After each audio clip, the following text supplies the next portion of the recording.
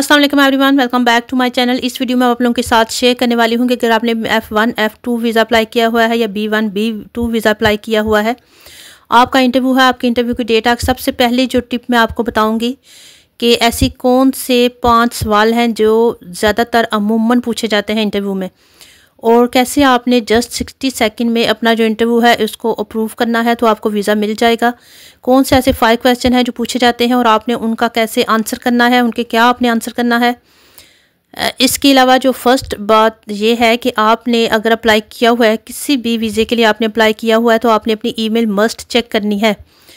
Email must check करते रहें, क्योंकि आपको बाज़ दफ़ा ऐसा होता है, अक्सर ऐसे केसेस देखने में आते हैं कि ईमेल आई है, चेक नहीं की तो वो रिजेक्ट हो गई है। फिर दोबारा एक डेट पे आपने अपॉइंटमेंट डेट ली हुई है तो 2 दफ़ा आप दोबारा से डेट ले सकते हैं।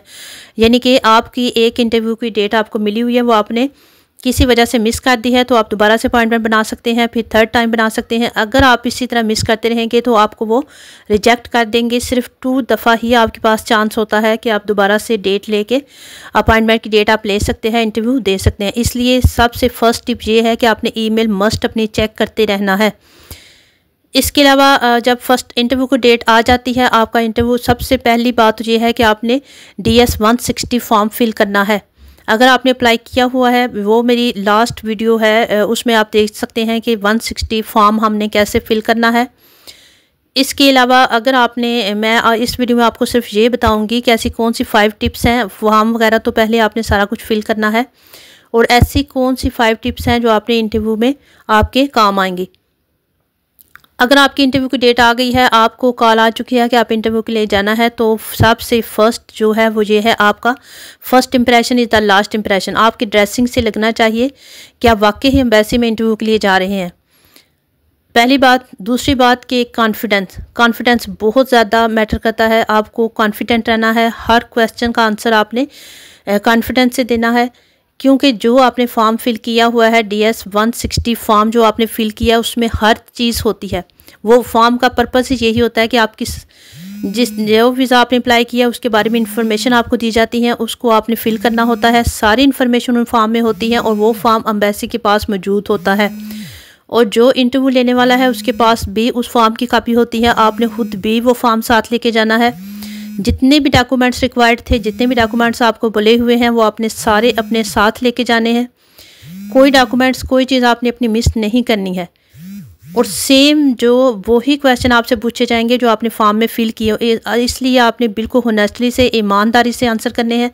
ज़रा भी आप डिले करते हैं, थोड़ा सा भी आप डिले करते हैं, तो वो लोग डाउट में पड़ जाते हैं कि पता नहीं ये बंदा फ्रॉड है, क्योंकि इतना फ्रॉड लोग करते हैं कि जो एम्बेसी वाले हैं, जो यूरोप कंट्री वाले हैं, वो भी अब जो हम पाकिस्तानी हैं, इंडियन हैं, उनकी समझ गए हैं सारे कि ये इस तरह ये बंदा सही है या गलत है।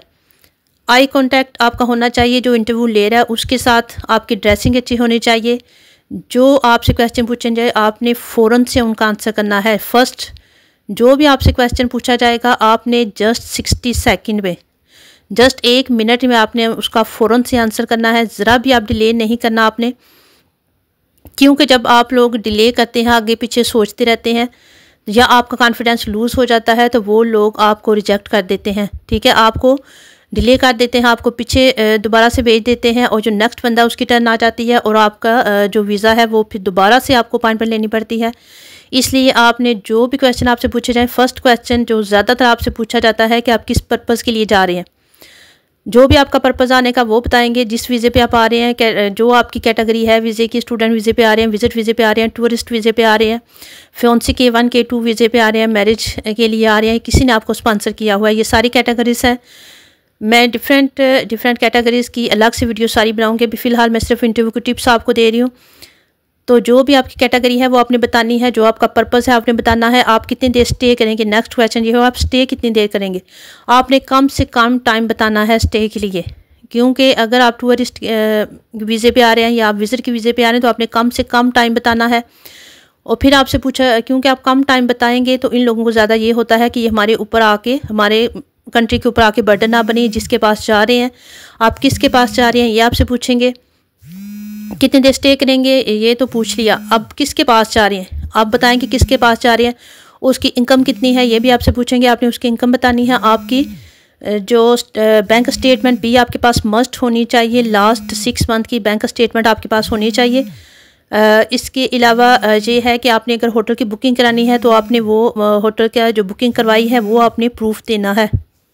आपकी बैंक स्टेटमेंट से ही आपकी फ़ाइनेंशियल स्ट्रेंथ का अंदाज़ा होता है कि आपकी फ़ाइनेंशियल स्ट्रेंथ क्या है, पाकिस्तान में आपके क्या हालात हैं, क्या आप इंटरनेशनल कंट्री का विज़िट कर सकते हैं, उधर स्टे कर सकते हैं, आपके पास इतना है कि आप उधर जाके स्टे कर सकते हैं इजीली।